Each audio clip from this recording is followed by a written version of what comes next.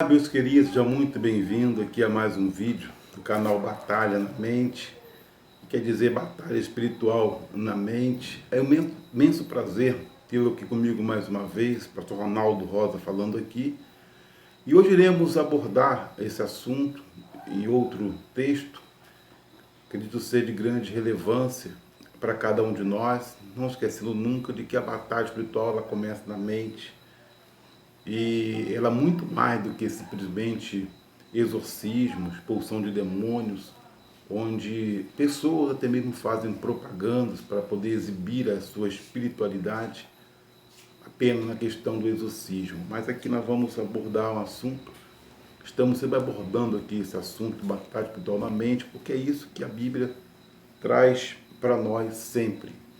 Eu quero aqui hoje trazer uma passagem bíblica, também referente a esse assunto, que se encontra em segunda carta aos Coríntios, capítulo 4. Não vou ler todo o texto aqui, devido ao nosso tempo, ser curto, mas você pode ler com mais calma depois e vai entender realmente o que eu estou querendo passar aqui para você, esse contexto da batalha espiritual na mente. Diz assim o apóstolo Paulo, a igreja lá em Corinto, na segunda carta que ele escreveu, no capítulo 4, diz assim: pelo que tendo este ministério, segundo a misericórdia que nos foi feita, não desfalecemos. Pelo contrário, rejeitamos as coisas que, por vergonhosas, se ocultam, não andando com astúcia, nem adulterando a palavra de Deus. Antes, nos recomendamos a consciência de todo homem na presença de Deus pela manifestação da verdade. Mas se o nosso evangelho ainda está encoberto, é para os que se perdem que está encoberto, nos quais o Deus deste século cegou o entendimento dos incrédulos, para que lhes não resplandeça a luz do evangelho da glória de Cristo, o qual é a imagem de Deus. Porque não nos pregamos a nós mesmos, mas a Cristo Jesus como Senhor e a nós mesmos como vossos servos, por amor de Jesus. Porque Deus, que diz das trevas, resplandecerá a luz. Ele mesmo resplandeceu em nosso coração, para a iluminação do conhecimento da glória de Deus na face de Cristo. Ou seja, Paulo que está falando para os Coríntios de que estava uma batalha espiritual muito grande, de que o Deus desse século, que a palavra Deus se refere realmente ao grande Satanás, estava cegando o entendimento de cada um deles. Esse é o perigo. Mas de que forma estava acontecendo isso? Que ele estava cegando o entendimento dos coríntios, ao ponto de não entenderem da glória de Jesus, não entenderem da suficiência da pessoa de Cristo na sua igreja, na pessoa a qual o aceita como seu Senhor. Então, ou seja, eles não estavam tendo Jesus como suficiente na vida deles. Quem estava cegando ele, estava tirando Jesus de foco, era realmente o inimigo. Por isso Paulo refere-se ao Deus desse século, é exatamente o inimigo que está fazendo isso. Mas de que maneira? O próprio texto explica para nós. Paulo fala assim, olha, logo no início, pelo que tendo este ministério, o ministério dele, segundo a misericórdia que nos foi feita, não nos falecemos, ele tanto os outros apóstolos também. Pelo contrário, rejeitamos as coisas que por vergonhosas se ocultam, não andando com astúcia, nem adulterando a palavra de Deus. Antes recomendamos nós mesmos, assim vai falando por diante. Ou seja, ele fala aqui num contexto que estavam adulterando a palavra de Deus. O que não estava acontecendo com ele, o que ele não fazia. Ele até colocava, eu me coloco como servo de Jesus, ponho a mim mesmo, mas jamais vou adulterar, vou andar com sagacidade, com astúcia para com vocês, para apresentar um outro Jesus, que não é o verdadeiro para vocês. Então, se isso está acontecendo com vocês, realmente estava acontecendo, você leu o contexto, você vai entender isso melhor, ele fala assim, olha, é o Deus desse século que está cegando o entendimento de vocês para não compreenderem a glória que há em Cristo Jesus. É aqui que eu quero focar com você. nessa reflexão. O inimigo, ele faz exatamente isso. Ele trabalha na mente para que nós não reconheçamos a suficiência da glória de Cristo para com cada um de nós. Para que não aceitemos a suficiência de Jesus em nossas vidas. Estavam lá em Coríntios adulterando a palavra de Deus, tirando Jesus de cena. Tanto você ler toda a carta, vai perceber, em Coríntios estavam confusos. Jesus não era mais o cabeça daquela igreja, não era mais o senhor daquelas pessoas. Eles tinham um problema seríssimo em relação ao culto deles. Lá, a primeira carta aos Coríntios, por exemplo, era uma bagunça. Lá, por exemplo, a Santa Ceia não era mais ceia. Havia aquelas pessoas que eram melhor financeiramente falando, que deixavam as pessoas mais humildes de lado. Comiam de tudo na festa do amor entre eles. E quanto os mais pobres não comiam nada. Só tinha a festa do amor apenas no letreiro, apenas na palavra. Mas na prática não existia mais nada daquilo. Entre a hierarquia entre eles, um queria ser de Paulo, outro de Cefas, outro de Pedro, outro queria, eu não sou de Jesus. Era uma bagunça tremenda. No culto dele não tinha mais ordem. Um queria aparecer mais do que o outro na profecia. Queria aparecer mais do que o outro na falar de línguas. Até mesmo ser intérprete.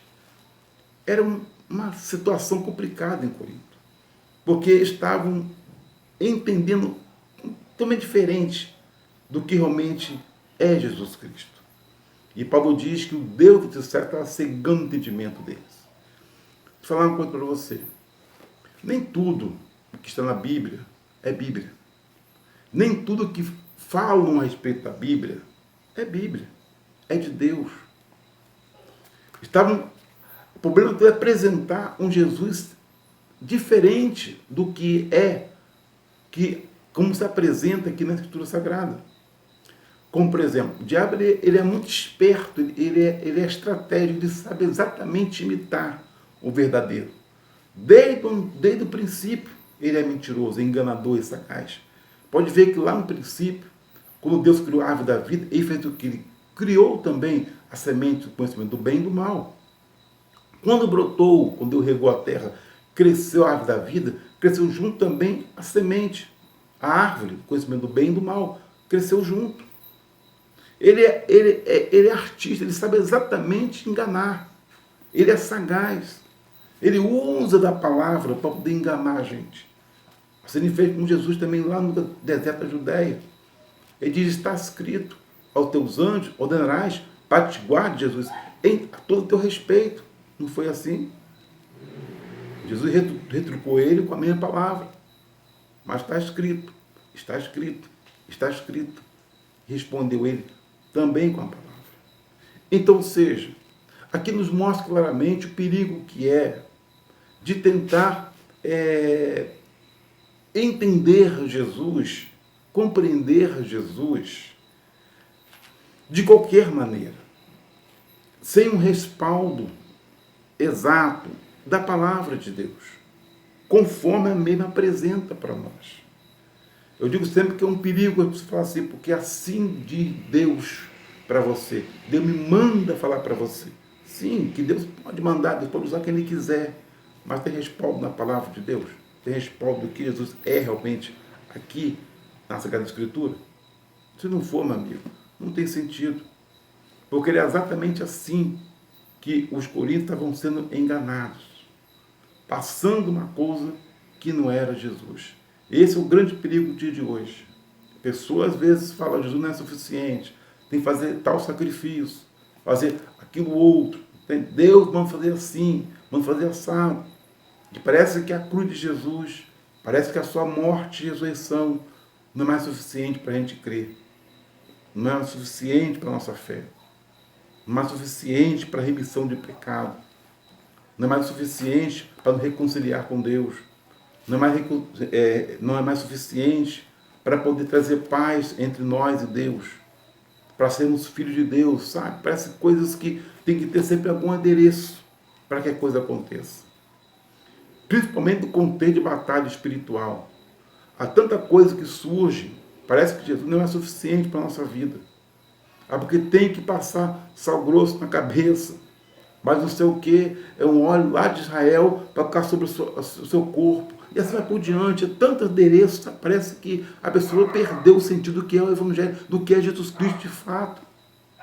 É que ele fala que a glória que há em Jesus estava sendo o quê? Desvanecida. Entre eles mesmo, entre os coríntios, vocês estavam perdendo a glória que havia em Cristo para a vida deles. Estavam seguindo outro Jesus que não tem nada a ver com o que Paulo havia apresentado para eles. Esse é o perigo que nós também corremos hoje em dia.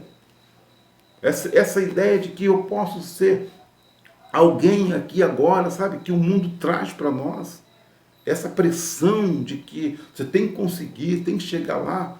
Não falar sobre a questão da artimanha, da armadilha, da estrutura diabólica que o mundo de hoje vai entender melhor, que está essa pressão sobre a nossa cabeça para a gente ser alguma coisa, para conseguir uma coisa a qualquer custo. Essa tentação terrível faz com que a gente entenda que Jesus não é mais suficiente para nós. Tem que ter a minha ação humana. Tem que ter a minha ajuda humana para que algo aconteça no mundo sobrenatural. Para que as coisas de Deus dê certo para mim. Mas não é isso que a Bíblia ensina para nós. Não é isso que Jesus ensina para nós. Por isso, Paulo fala assim, cuidado, que de fato o Deus desse século cegou o entendimento dos incrédulos, para que não veja e não aceite a glória que há em Jesus. Quem são esses incrédulos? São aqueles que não crêem em mais nada a respeito da suficiência de Jesus. Esteja dentro de uma igreja ou não, mas não crê. Tem que ter sempre algum adereço para alimentar a sua fé. Você entende? De Jesus, bem-aventurado são aqueles que não viram, mas creram. Mas hoje, muitos querem ver para poder crer. Tem que ter sempre alguma coisa para fortalecer, entre aspas, a nossa fé. Como alguns pregam por aí. Porque não é colocar acima de Jesus, é simplesmente para poder fortalecer a fé, para poder deixar a fé mais viva. Meu Deus! A fé é a certeza de coisas que não se vê, a convicção de fatos que se esperam. Não é algo apalpável, é algo invisível. Ele crê no invisível e não no visível. Ao contrário. Eu vou encerrar por aqui esse vídeo e vou continuar no próximo vídeo falando mais sobre isso. De que a batalha espiritual, ela começa aqui. Porque a vida, ela é feita de ideias. Ideias é que regem as nossas vidas. E as ideias são mais poderosas do que a própria morte. As pessoas passam, as pessoas morrem, mas suas ideias não. Platão, Sócrates, Aristóteles, Freud foram homens que já morreram, mas suas ideias continuam no mundo contemporâneo até o dia de hoje. Jesus morreu, ressuscitou, mas suas ideias estão aí. Buda, Maomé também morreram, passaram, mas suas ideias estão hoje, até hoje, movendo guerras lá no Oriente Médio. Então, seja, meu amado, o diabo sabe o poder das ideias. E foi esse tipo de ideia que conseguiu colocar na mente de Eva, que mudou completamente o rumo da humanidade. E até hoje ele tenta fazer o mesmo comigo, com você. Por isso eu falo sempre, conversão começa aqui. É Deus mudando a nossa ideia. É Deus mudando nossa forma de pensar. Metanoia, conversão. E é exatamente aí que vai trabalhar. Como pastor, vai fazer isso? Usando o mundo religioso, o contexto religioso e a própria palavra de Deus distorcendo, manipulando, para poder tirar Jesus do centro, tirar Jesus do centro da nossa vida. Você entende agora? Por isso eu vou falar um pouquinho mais depois sobre a questão de adereços. Coisas vão colocando, fazendo com que Jesus não seja mais suficiente para nós. Tem que fazer isso, fazer aquilo outro. Sim, alguma coisa tem que ser feita, oração, outras coisas mais. Eu me refiro aqui em relação a confiar, acreditar. Pessoas vão em busca de milagre, mas tem que dar, sabe, Uma vez eu vi um testemunho de alguém que falou assim, pô, tive que dar R$ 1.000 para poder Deus multiplicar na minha vida. Meu Deus, que dê 1.000, 10 mil reais, mas isso não é regra para ninguém. Isso não é doutrina para ninguém. Isso não é ensino de Deus para ninguém. Deus ensina completamente ao contrário dessas coisas. Vamos deixar para o próximo vídeo, você pode acompanhar aqui no nosso canal, vamos estar falando mais ou mais em relação à batalha espiritual na mente, como o inimigo é sagaz e quer cegar o nosso entendimento, nos tornar cada vez mais incrédulos a respeito da suficiência de Jesus em nossas vidas. Mas que Deus nos abençoe e que Deus mantenha-nos firmes em Cristo, confiantes na sua obra redentora, santificadora, justificadora para cada um de nós. E que muitos que têm da culpa no seu pecado passado, culpa que carregam no seu coração, que essa culpa caia por terra em nome de Jesus. Muita gente tem culpa, sente culpado. Eu recebo muitas pessoas, converso, muita gente tem culpa profunda. E até hoje não se perdoou, sabe por quê? Porque acha que tem que fazer alguma coisa. Vou citar aqui umas coisas para poder ser perdoado por Deus. Parece que a cruz de Jesus não é mais suficiente para a sua vida. E carrego a culpa até hoje. Vamos parar por aqui, que Deus te abençoe. E até o nosso próximo vídeo, no nome de Jesus. Você gosta de acompanhar os vídeos incríveis do nosso canal? Quer garantir que não vai perder nenhuma novidade? É super fácil. Basta se inscrever no nosso canal e ativar o sininho de notificações no YouTube. Dessa forma, você será o primeiro a saber sempre que um vídeo novo for lançado. Junte-se a nós e não perca nenhum conteúdo emocionante.